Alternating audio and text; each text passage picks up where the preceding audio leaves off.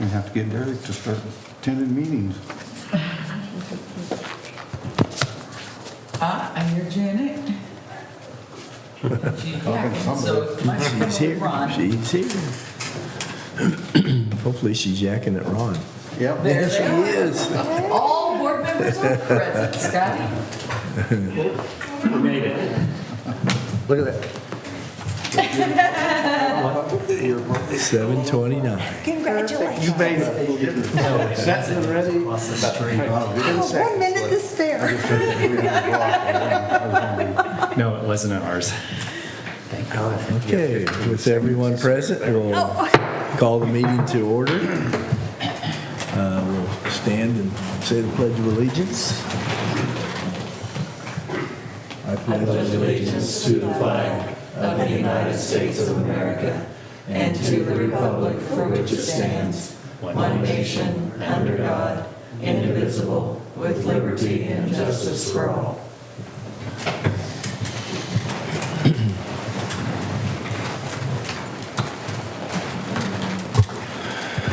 Good morning, everyone. Good morning. Hopefully you've all had a chance to review the consent agenda. If so, do I hear a motion to approve? I move to approve the consent agenda. I'll second. It's been That was moved. David with the motion, Lance with the second.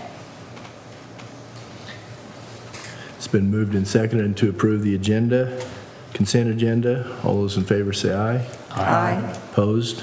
Motion carried. We have no visitors, so no public comments. Update from Lana Duvall. All right, good morning. Morning.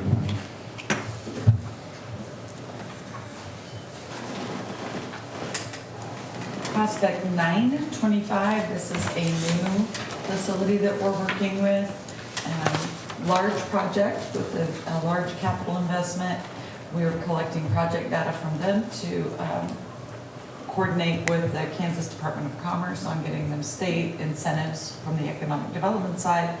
And we're also working with them to have conversations with Department of Transportation and the county on some road improvements that will be necessary, at least at some point. Maybe we're hopeful we can get those working ahead of the project starting, but that those may come after the project has already started. So it is an agricultural-based business and obviously active. Prospect 825 is a regional restaurant chain that we followed up with them and are still awaiting a visit. They were anticipating being here a couple weeks ago, so hopefully we'll have them in the community soon. And the only other project update we can provide, Amazon Warehouse, their hiring fair is scheduled to begin September 29th, I believe. So we've been working with them to try to find a location for them to hold that fair. They like to, it's about a 2 to 3 week period, and they like to be able to keep their recruitment area set up if possible. So the workforce office is trying to accommodate them, but may not have a space that can be, left in place for that long. So we've identified a couple of other locations that they could do that at. So we'll see where that goes. And then on housing, we did get the approval for the low income tax credit project. So just waiting now for follow-up from that developer on their plans, but really excited to have the state recognize the need for that project within the community too. And the commercial project, large commercial project heading northeast, we have had some follow-up conversations and we have a large stakeholder meeting scheduled in October with that group and landowners and all the moving parts and pieces of that one. And things that have happened in September, we did have another St. Catherine Hospital CEO interview. that I participated in. And really, really hopeful that we get a good CEO who wants to stay in the community for a while once they get that position. So we had some really strong applicants, and we've been pleased to be a part of that conversation. And then also the St. Catherine Hospital Foundation has hired a new director and was able to meet with her earlier this month. So excited to see her enthusiasm for the role as well. And other than that, we did have one of our large renewable projects was in the community last week, and we did some conversations with them, and then coordinated a meeting with the county's planning department to get some questions answered for them. And then last week, the communications manager for the Patterson Foundation was out and met with us. Lance was able to be there. Dave Gurman was able to be there. So we had a good group of folks tied to the construction trades program at the community college because they were successful. The community college was successful in getting over a $400,000 grant from the Patterson Family Foundation. So she came out to visit about that, but also to really determine ways that the Patterson Foundation can get more engaged in impact investments in Kansas communities. So it was a really good meeting, and I'm glad Lance was able to be a part of it. It was a great meeting.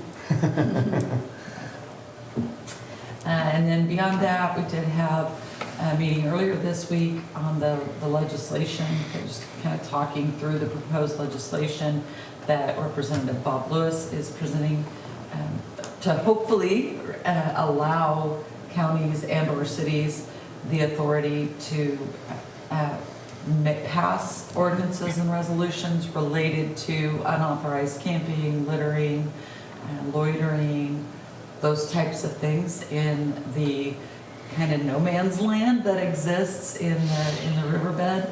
That's currently state-owned property, but the state doesn't do any management of that space. So this legislation would actually just authorize communities to step in that void and be able to pass the rules, if you will, that they want in place, and then more importantly, to enforce those once those are in place. So good conversation there. I think we're making some progress on that.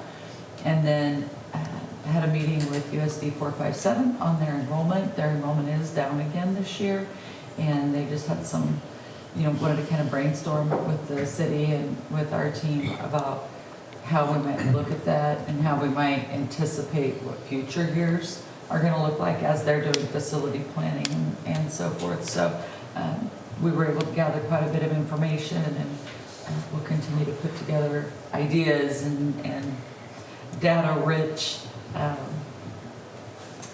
estimates, if you will, for them to consider. I did attend a Department of Commerce webinar yesterday. The legislature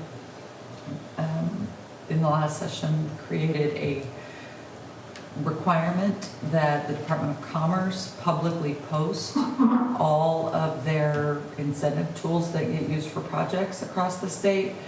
And they have created what they're calling a transparency database, where you can search by county, you can search by municipality, or you can search by the incentive type.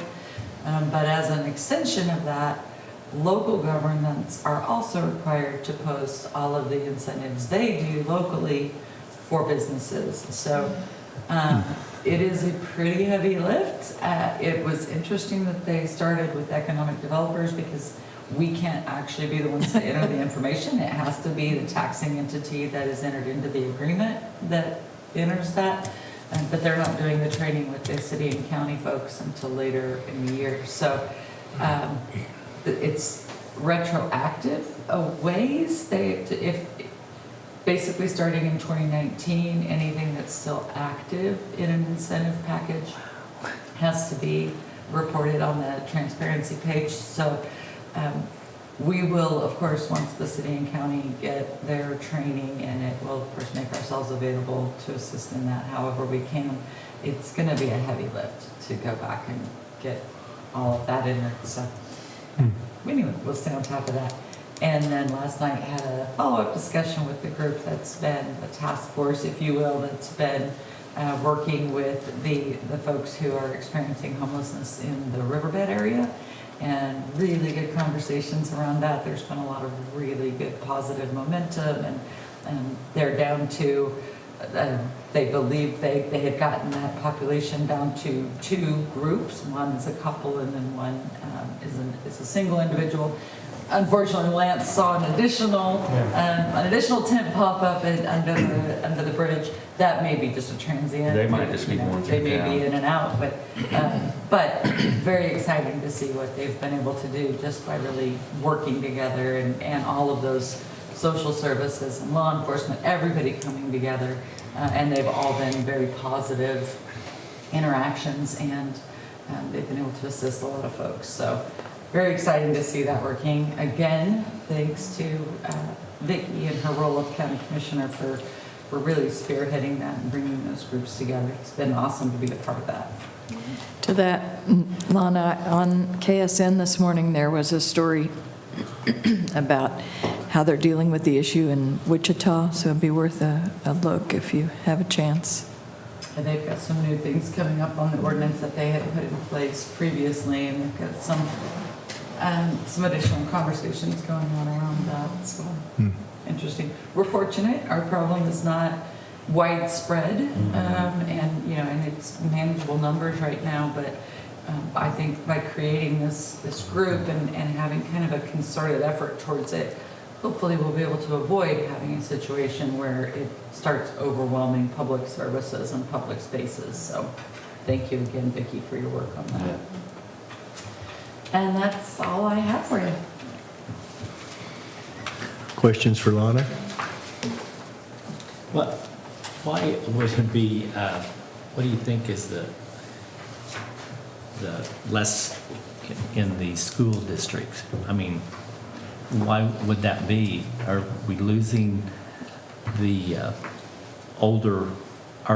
younger people, or the older people that are having babies and stuff? I mean, It's a mix of things. We really believe it's a mix of things. Right now, the data would indicate that a lot of it is just the upward mobility we've experienced as a community. So what we're looking at now, early indicators would say that when we set out to diversify our economy and improve the level of jobs that were available within the community, increase wages, more skills, those types of things, part of that is that you have folks who pursue additional education before having families, or they enter into the workforce with technical training before they start families. So part of it's just a maturing of the society and of the economy, if you will. So it will be interesting to see exactly where we land on that, Ron, but what we've seen is that Holcomb and Garden City, both school districts, have experienced almost identical reduction in the number of students over the last 15 years. The percentage of students over the last 15 years, literally within 1/10 of a percentage point, Garden City and Holcomb, which is crazy. So that's what we anticipate. That's where we'll see exactly where the data leads us. But that's what we're anticipating at this point, is that we'll find that largely it's a result, if you will, of improved economic opportunity that is reducing family sizes and in some cases delaying when folks are having children. Additionally, we have seen at the same time that our birth rates have slowed somewhat, we've also seen the community median age creep up, which is interesting. Again, part of why we believe that it's it's an upward mobility thing. So we've got folks who are staying in the community longer than they used to, and that's simply because they have additional opportunities to stay within the community and earn a good living and build families. So Are other western Kansas communities experiencing the same thing? not all of them, no. No. They're experiencing it differently. We'll have a full Say report on it. Dodge and Liberal, or is that similar? It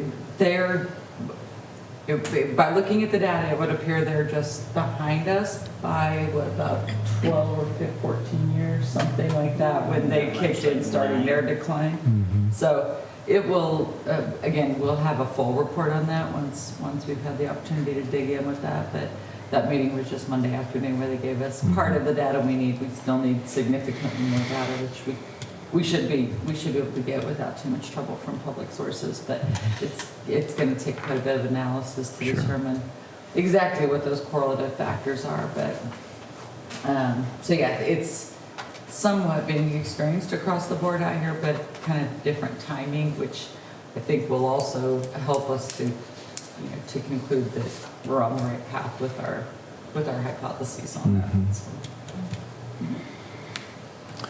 Any further questions? Okay, thank you, Lana. Next up, Steve Cottrell, Special Projects Director. Good morning. Good morning.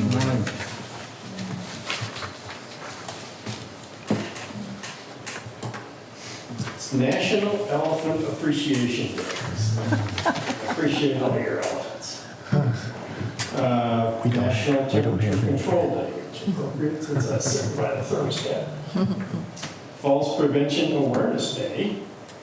National White Chocolate Day. Hobbit Day for all you Lord of the Rings fans. And National Ice Cream Cone Day.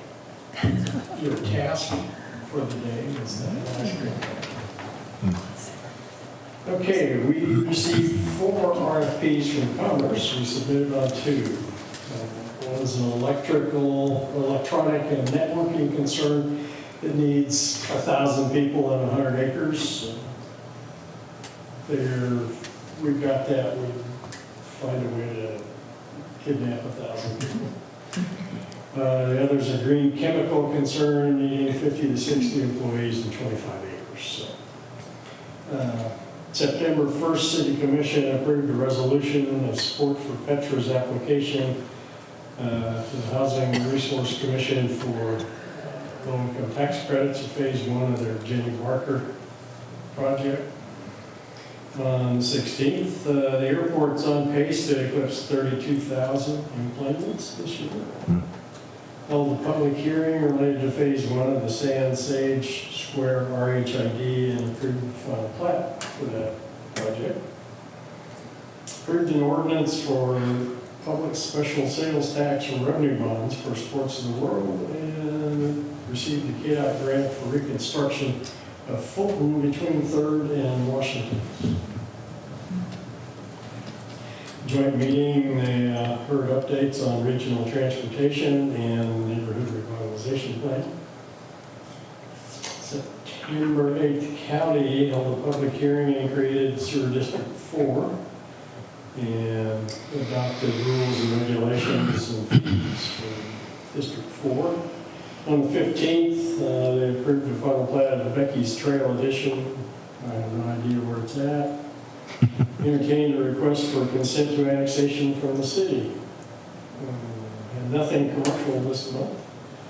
Worked on East Side Residential and a Milestone Custom Homes townhouse project on Campus View Court. Questions?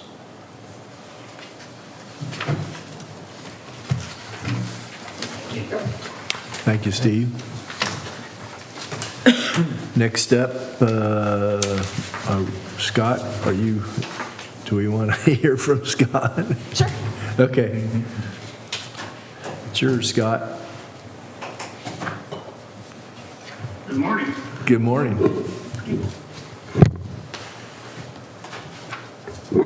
Hello. Yes, can you hear us? I can hear you guys. Can you hear me? We can. Yes. Okay. Overall, social media viewership was down a bit, 20 to 25% across everything. Top things people did look at included Crystal Apple finalists, Fall Fest, the Icon Cinema project again. Also had a nice viewership of Sports in Kansas post about Holcomb football player Cooper Cranston. I guess he's been doing pretty well here the first part of the season. Also, the city's capital improvement plan process post was viewed quite a bit by people, so they apparently are interested in helping with the CIP. Also, the USD 457 had a couple of teachers nominated for the Kansas Teacher of the Year award. That's about everything of my report this month. Are there any questions? No? Don't believe so. Thank you, Scott. Yep, they heard you. Thank you. Okay, next up, we'll hear from Grant Lindenberger, Business Development. Good morning. Morning. Client 4253, this client is open for business. It's Mom's Cleaning LLC by Adrian Gum. He started his business August 15th, received his EIN. His business offers standard cleaning services to both residential and commercial clients.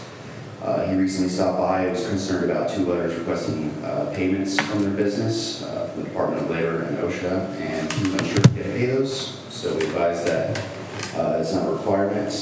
He disregarded. He was also looking for assistance with layout of his contracts for clients.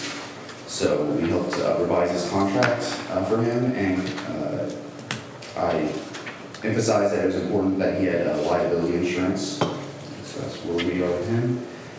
Client 8253. This client is looking to open a business that currently has a few competitors in the market. They're looking to service the Southwest Kansas area. I'm assisting in helping them start their LLC, acquire the correct state licensing, create a pricing and marketing strategy. Client 9251. This is food service. This client has been active at the farmer's market and is looking to expand their business. They are wanting a storefront and currently have an opportunity from a landlord that has suggested a possibility of sharing space with the landlord's existing business. I've shown them how to create an LLC and suggested they speak with the city clerk's office for more information on the logistics of 2 businesses operating out of the same space. And that's what I have for you. Sorry, it's a little short this month. I am recently preoccupied with having my firstborn child. Henry. Thank you. That's what I have for you. Questions for Scott, or not Scott, Grant? Thank you. Thank you, Grant. Next up, we'll hear from Shannon Dick, Director of Analytics. Good morning. So, I think we talked about this before, but a lot of times with the things that I bring up are things that I'm just working on. So this is something I've been working on, and when I was working on it, I was like, I don't know if this is going to be that long of a thing. But don't worry, I started to dig into some more data and found a new part of place that I haven't even done anything with. In that, I found another new place that isn't anything, but it's something that I've actually started to use for actually one of our clients yesterday. I was going to look at, we've been working with some prospective restaurant people that's been coming to town, and we always talk about how a restaurant's done. And we've talked about it in the case of like us versus Wichita, but we really haven't compared us versus Dodge and Liberal when you're talking about, if you're going to open up multiple restaurants in Southwest Kansas, but they want to open up one first, or should they open up one first? And so that's where I got into this. So that's a short thing. What I got into, though, was a new part of a place that's talking about market and out-of-market visitors. And so I started to dig into this, and it's really interesting stuff. So hopefully we can get to the next slide. Yeah. So what this is, out-of-market visitors, as defined by the way that they defined it, is basically anybody outside of Finney County coming in to visit. We really haven't been able to do it at the county level before because those boundaries weren't built for everybody. So we could do it by city level, and they just added this county level. And what's really nice is we can do in and out of visit of those things. So this is the first data. This is why I actually started to dig into this data and say, what's going on here? So this is out-of-market visitors for Garden City, Dodge City, and Liberal. And again, a visitor is, they at least made one stop in that market, so inside Ford County, Finney County, Stewart County. And by default, it's set to 10 minutes. And then how many visits overall does that make in a total year? So Garden City, we had 7.75 million, 750,000-ish people stop in. Dodge City about 971,000. Liberal had 700,000. You see that our change, we've actually had a little bit of ours is about flat. Everybody dodging was a little bit down from last year. And that's resulted in 5.5 million visits to Garden City, 4.5 million to Dodge, and 4 million to Liberal. So again, we're talking about number of unique people versus how many trips total. So we can see that, so you can see that just even from here, there's more unique people stopping in Dodge City. But overall, there's more people day after day stopping in Garden City, at least for 10 minutes. So the things that we can control as the economy people, I mean, that's kind of what we do is, we're trying to maximize that number of visits from people from out of town, right? That's the number that we get those repeat customers are coming in a bunch of times. Other organizations in town are probably the ones that are more worried about getting those unique visitors that come in once a year, and we can see that Dodge City is doing a better job at getting those unique visitors in. However, this number seemed a little bit off. And I wanted to, just because it just seemed a little bit weird, and I wanted to look at that 10-minute thing. So that's if they're in the market for 10 minutes. If they're here for 9 minutes, it doesn't count. If they're here for 11 minutes, it counts in here. I said, well, how useful is knowing that somebody's stopping for 10 minutes? That's a gas station stop, right? And that's about it. So then I moved it up to 45 minutes. So we're going to say this is kind of like a pit stop. They probably ate at a restaurant, something like that, then kept on going along the road. The numbers get a little bit closer. 600,000, 700,000, 400, almost 500,000 for the number of visitors, sorry, number of visits, 4.6 million, 3.4 million, 3 million. So that's good. And you can see that we're actually on the positives, the others are on the negatives on those changes. But still, if we're talking about what are we trying to do when we have things like Shoreline Crossing, when we build out the things that we're doing, we don't really want them to come to one restaurant and leave, right? I mean, the point is to make a shopping trip. So that's why I think the number that we really should be looking at is 90 minutes or more. To really get what we're talking about when we're building an out-of-town experience for visitors. And this one, again, we still have more unique visitors in Dodge City than we do in Garden City. Our change is positive at 550,000. There's a negative 630,000. So there still is a better outreach to individual people, different individual people coming to Dodge City, but we still see that if we're talking about the translation to visits, we still have a decent amount of almost 1 million more visits of those 90 or longer minute stays. And our trend is positive over the last year where the rest of everybody was negative. So that's kind of interesting. But if my next chart is so one of the things that when we have these guys from out of town that are looking to build in locations like us, they always say, well, we need to capture all these people that are driving through. And we know that there's about 50% of the city's traffic is people driving through on their way to somewhere else. And we've always thought, well, no, that's not really true. There's not that many people that drive from north of 83 going south, like from Scott to Liberal. If they're on 83, they're usually going from Scott to here, or they're going from Liberal to here. Same thing with 400. For the most part on Highway 400, there's not that many people going from Wichita to Pueblo. It's usually something where it's going here. And now it's kind of hard for other people to realize because there's just not that data. In other cities, especially if you're talking about other cities that are about our size that can handle the retail and restaurants, it's usually an interstate city. It's not, it does. Those cities really do have people driving through, and they're trying to capture these people. And like, well, how do we get all these people driving through? We have to have all that advertising and stuff like that. We're different. So what I did is I took that data, and we're looking at the number of people that are visiting, and then how long are they staying for, and then break it down by the cities.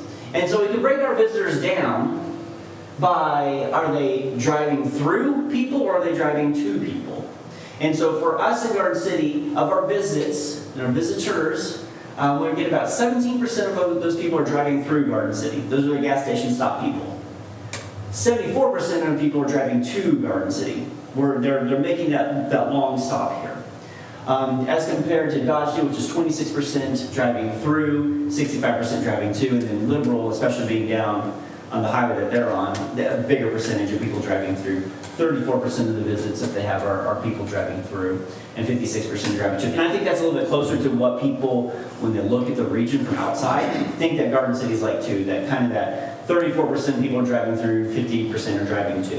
And I think so. That's really interesting to see that there's that much difference in the way that the markets act in our area. So that was interesting. And then the other thing that I thought was really interesting was this chart here. This is just a chart of the number of visits from out-of-market places. So again, Garden City is blue, Dodge is red, Liberal is green. What's really surprising about this is if we look at all visits, including people who live in the cities, live in those markets, we see that difference between Garden and Dodge and Liberal. It's kind of an even stair-step thing. But if we say people driving into the town, visiting from outside the area, we see, at least, and this is kind of surprising to me, there's not that much separation between Dodge City and Liberal. There's a big separation between us and those two. So the amount of attraction that the city has, that the community has, from people from outside the city, between Dodge and Liberal is pretty similar on the day-to-day visits. The only reason we see that Dodge City has a little bit higher step up than Liberal is because they're just a bigger city, so the in-market visits make that number bigger. So I thought that was really interesting that we're definitely having a step up of people from outside of the market visiting. It makes a difference. But Dodge and Liberal's attraction is about equal for the number of visitors that are going from out of the market into that market. So that wasn't something I was expecting to see in there. And then this is just a chart of those visitations, the out-of-market visits. What does it look like? It's kind of hard with the screen here. The blue one that's on top is Garden City. The red one is Dodge, and the green one is Liberal. It's kind of hard to see, but there are a couple times. Most of the time, we're completely getting more visits every single day from out-of-market visitors. We do see that there are sometimes here. There was some event here in Dodge that had more visits than us. And then over here in the Dodge City Days kind of area, they had more visits than us. But across the board, besides those 2 days or those 3 days, we always have more out-of-state or out-of-market visitors than the other two communities. And then if we go to the next slide, it's just by week. Before you leave that, Yeah. what are the two peaks that we have in, what is it, December 12th? This is Black Friday. Okay. And then this was like December 21st, so this is people doing their last minute Christmas shopping. I see. Coming here, and it's a significant. Yeah. Like a lot of times when we have a peak, like here, we have peaks that are very similar to Dodge. So it's just weekend traffic and stuff like that. But you can see in some of these, that's a very, very significant peak of people coming in that isn't replicated in the other communities. So I just thought that was interesting to see that it's not always the case that we have more visitors than Dodge City. Again, this is from out-of-market visitors. So we're not counting the city's population as making a difference here, which we probably are way higher because we have a bigger community of in-market visitors as well as out-of-market visitors. So, but yeah. And then, the next one is just by week. And so this is aggregating by week. And again, you can see the Dodge City Days bumped out here. But then you can also see from Black Friday till Christmas, definite peak that we have there from out-of-market visitors. Okay, so now we can get to what I actually was starting to call for, was just to show between the three markets, what's the visit. This isn't out-of-market, this is total visits. So this is everybody, people from the community, from outside the community, all over. Blue dots is Garden City, green dots is Liberal, red dots is Dodge. And I'm scaling it from the low size. This is the places that all three communities have all three of the restaurants. So I didn't include walk-ons on here, even though our walk-ons is doing way better than Wichita's. This only looks at the brands that all three communities have. So we can see that, and this again, if it's only standalone stores too, so this doesn't count like the Subway, this doesn't count the Subway and Walmart. I didn't include Long John Silver's because they're Long John Silver's and Dodge is part of an AW, so I didn't include those sorts of things. So we can just see how the stores perform Overall, for the most part, 80% of the time, the stores in Garden City perform better than the other ones. So just different ones here. If we go to the next slide here, I have this line here because that's the top of the previous graph.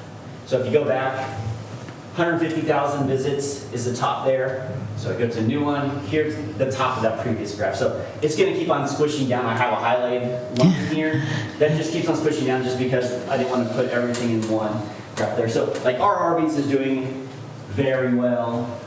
We have 2 scooters that are doing really well. Dodge's is doing as good as our second scooters, the one up on Mary Street. Our Starbucks is doing pretty well. Our Starbucks is actually doing very good considering the amount of coffee we've had recently. It's still doing very well. Our Applebee's again is one of the top in the state. Next slide, again 250, the top of that last graph. So Applebee's is like here, so this is again going up. Our Burger King isn't the top Burger King in the area, but we're the only one that has 2 Burger Kings, so if you add all our Burger King traffic together, we're actually way high. Our Freddy's, again, is one of the top Freddy's in the state. Dodge City's Wendy's is doing really well, which is interesting to see. I mean, all of our Wendy's are doing pretty well for the state, but Dodge City's Wendy's is the #1 Wendy's in the state. Our Taco Bell is very good. Again, that number there is number 19 in the nation out of 1,000 some. Wow. Right, so that's impressive. Next slide, again, we squeeze it down. Our Sonic, one of the top Sonics in the nation, and then McDonald's. Consistently does well everywhere, but ours does better. So these are the kind of things that, like, if you're going to pick one location to build your first location, it's probably good to pick here. Because they typically do better than the rest. And that's still like, we're talking about like IHOP. Our IHOP I don't think our IHOP is the top, but we also have competition with like Black Bear, which they don't have in other locations. So even though we have a much bigger diversity of restaurants, even we're just comparing the ones we all do, we still do usually better than, if not pretty close, like IHOP, that we're really close to touch these numbers. So that chart was the first thing I was actually going to do. I did some other stuff in there as well. So getting into some motel stuff. I think I'm going to have some motel stuff. There's an industry. You can start and analyze all of our markets by industry, so by motels or restaurants or all this stuff, which is just brand new to the platform as well. So I'll dive into that for next time. That's what we got. Questions for Shannon? Fun stuff. Thank you, sir. Okay, new business, consideration of participation in Western Kansas Career Showcase 25. Yes, so if you guys remember, we did participate during the last program year, which was 24-25, and we've been asked to participate again. I did include a memorandum in your packet that I emailed out. I didn't print those for you, so I have the information available.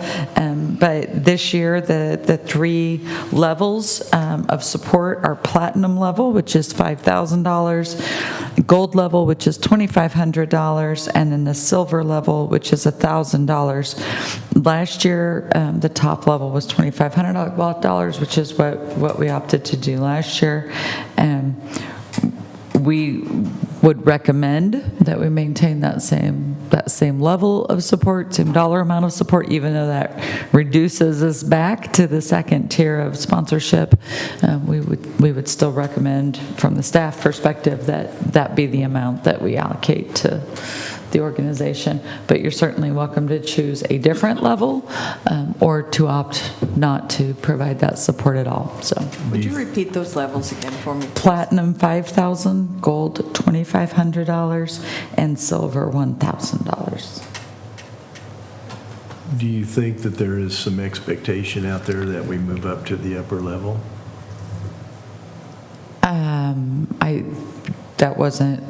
We've not been pressured in any way to do that. We do a significant amount of assistance for the organization throughout the year. I recently modified, they've sent me all of their new brochures and so forth, and asked that I rework those for them. And we do those things free of charge. We do those things just to be supportive of the organization.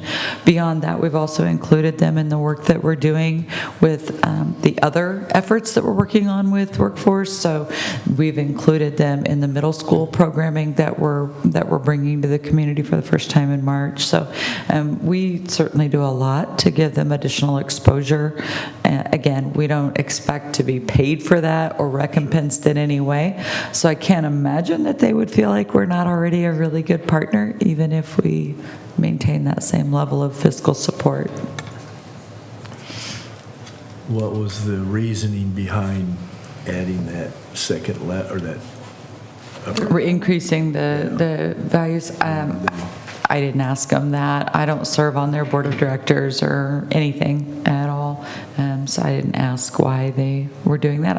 They did expand their services to include Northwest Kansas this year, so they actually have a career showcase in Waukene, which will be their first Northwest showcase. So I would expect they just felt like they needed additional funds, and they've continued to prove their value. So, it's a proof of concept has allowed them to ask, create a higher ask, if you will.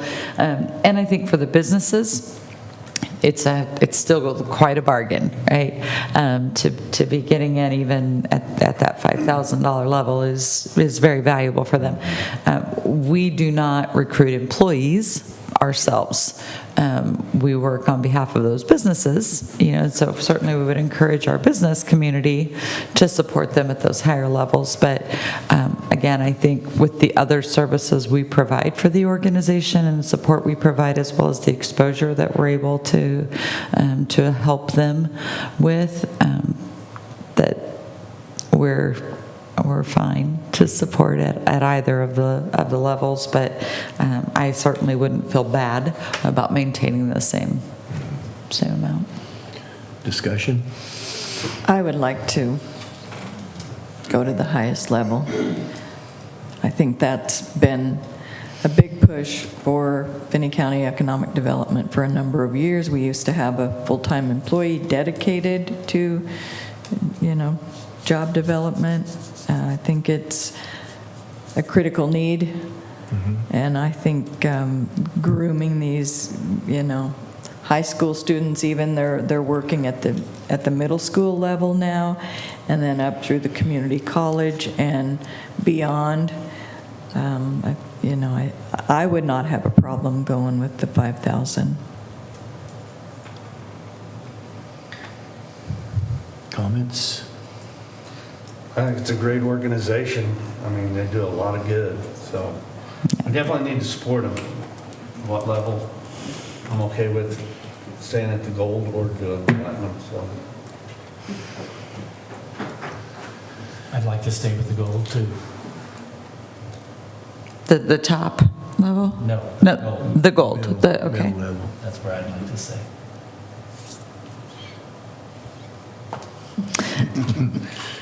It's a stalemate. Somebody make a motion.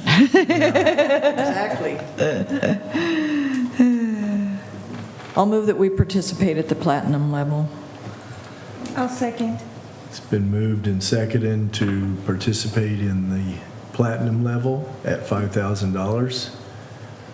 Is there further discussion? All those in favor say aye. Aye. Aye. Opposed? Aye. Motion carried. That was Vicki with the motion and Janet with the second, Scott. And it passed 6-1. Who was the one? We don't have to record that for the minutes. But thank you for asking. It's a secret. Well, I think, I agree in a way with Vicki. This is after the fact, but I think we have the money, and it does show, a definite interest on our part that we realize how important this is. They will appreciate that. Yeah. I will let them know today that we've authorized that, and we'll have the bookkeeper get the membership to them. So thank you. Okay. Okay, old business. None? None, None? sorry. Okay. No. Upcoming events. No. There are some candidate forums still ongoing if you want to participate in those. Okay. We see future meeting dates. We talked about this at our last meeting of moving, November and December? Yeah, the October meeting feels early, but it's just because the Wednesday is early, the first Wednesday is early in the month. Sure. So October 22nd is the October meeting, and then the November meeting is the one that's moved up 1 week.